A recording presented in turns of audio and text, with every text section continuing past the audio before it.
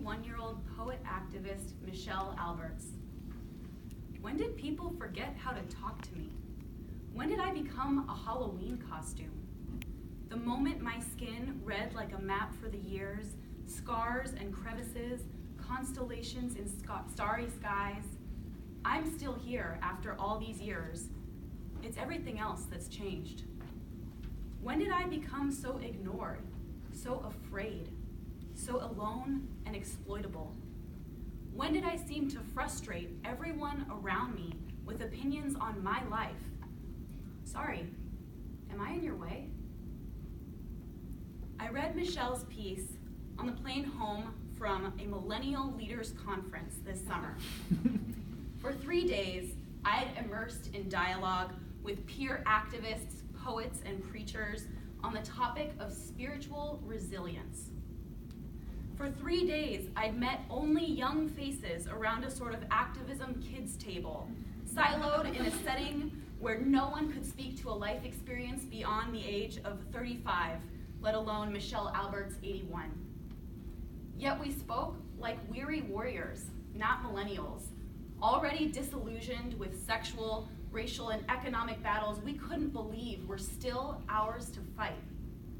One young Black participant walked out of a mindfulness session meant to help us manage stress, muttering that walking meditation to him meant pause, breathe, and scan the street to see if police might stop him just for existing. Like Michelle Alberts, we shared spoken word. Angry, passionate love is demanding to be heard. Young brothers and sisters are shouting in the streets. Will the world listen?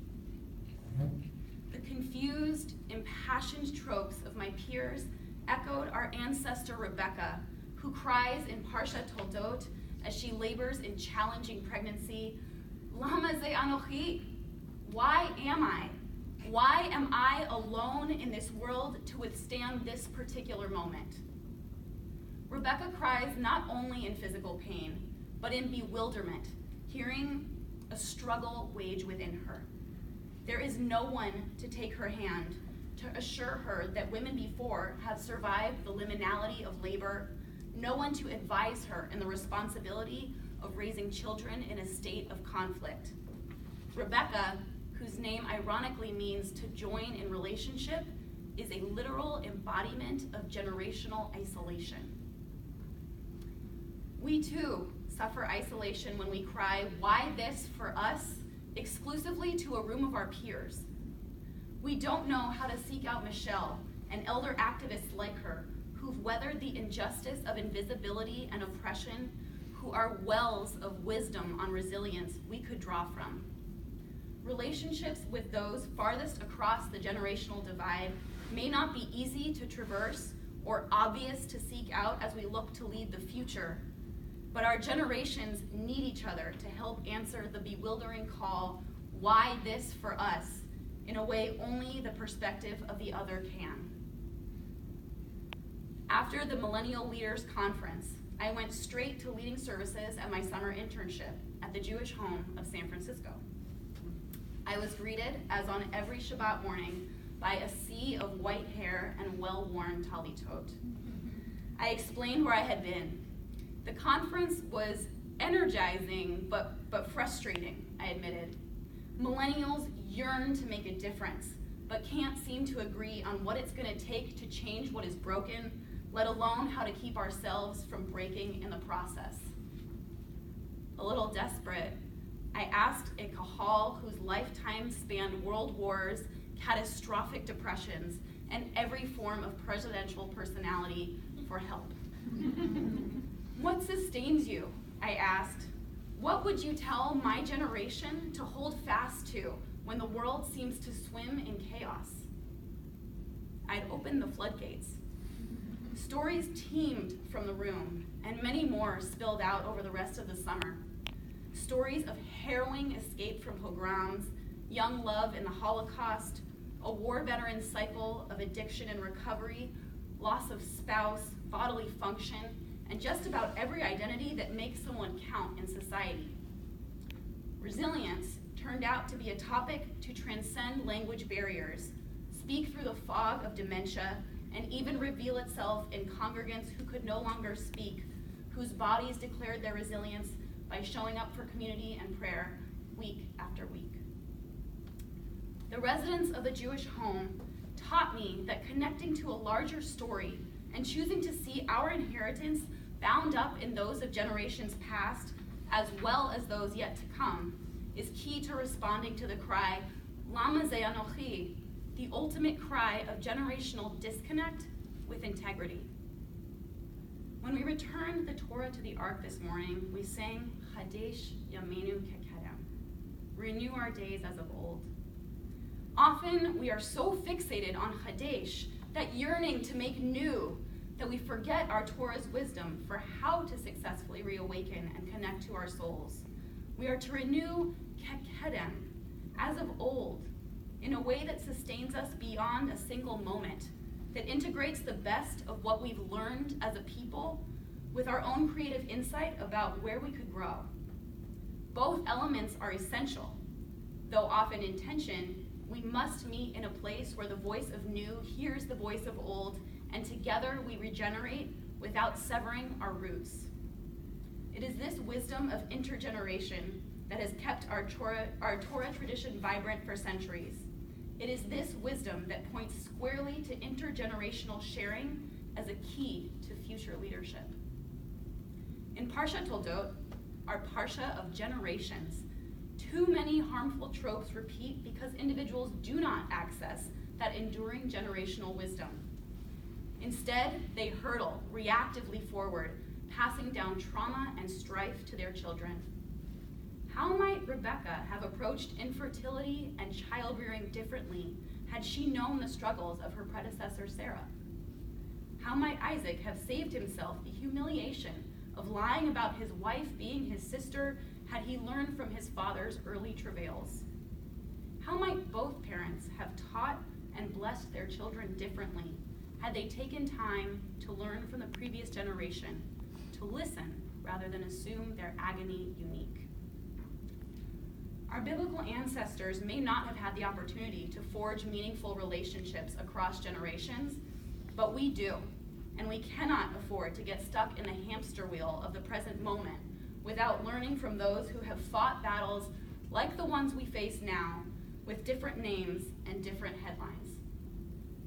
If we extend beyond silos of pure isolation and hear those who have endured greater losses and love than any of us can fathom, we save ourselves from burning out in the urgency of now.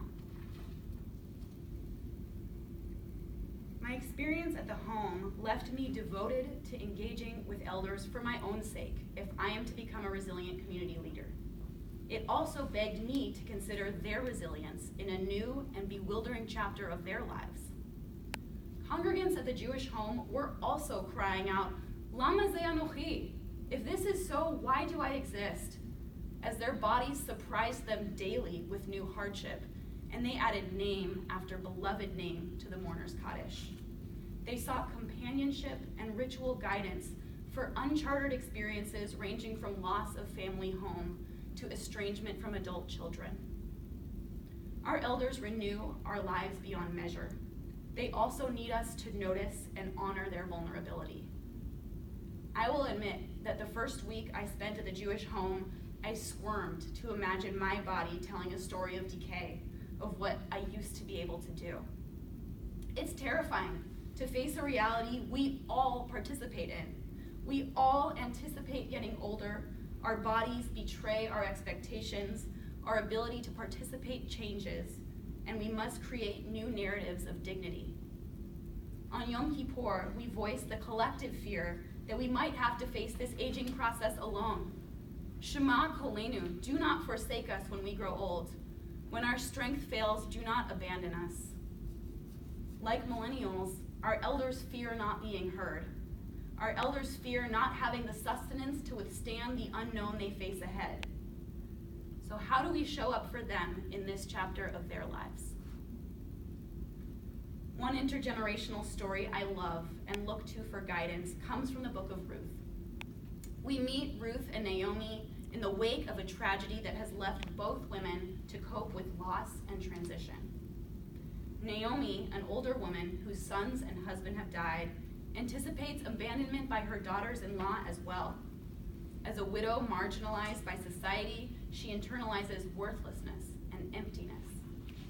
Instead, Ruth clings to Naomi, recognizing they need each other to heal and move forward. "Don't tell me to leave you and turn back," she says. "Where you go, I will go. Where you lodge, I will lodge. Your people shall be my people, your God, my God." Over time, the two unwind from their past trauma together and rebuild, fortified by the unique strengths each bring to relationship. Ruth knows Naomi's suffering intimately. We are not always privy to the suffering and fears that meet people as they age, nor can we assume them. Instead, our Talmud teaches, we ask our elders directly, compassionately, how they are. In Bavli Brachot 5b, we meet a scholar who inquires after his mentor's health in just such a way. Rabbi Yochanan fell ill, and Rabbi Hanina went to visit him. He said, "Are your sufferings dear to you?" Yochanan replied, "Neither they nor their reward." Rabbi Hanina said, "Give me your hand." He held out his hand and he raised him. Rabbi Hanina offers help without Rabbi Yochanan having to ask, without compromising his mentor's dignity.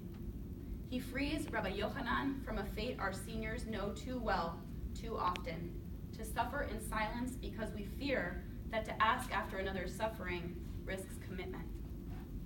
Sometimes we must ask after the suffering, accompany our elders to places of great pain. Our tradition demands this of us in no uncertain terms.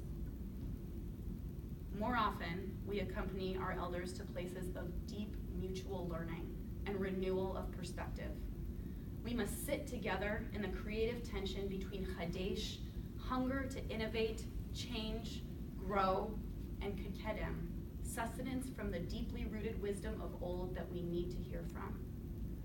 When we commit to being in Hevruta with individuals across the generational spectrum, God meets us in that in-between fertile space and renews all of our days. We sustain together by seeing ourselves bound up in a story larger than our lifetimes and benefit from the ways we emerge stronger for having joined one another. There is a time and place for millennial leadership conferences, for vibrant, intentional peer community. But if we are to have any prayer of answering the cry, Lama ze anochi, why this for me, for us in this complicated time in history, we must view resilience as a shared endeavor, one where we learn from the unique insights and abilities each stage of life affords. Let us hold out our hands to raise one another so that the generations do not sit in silos. Let us hold out our hands to feel one another's vulnerability and strength as we meet the present moment together.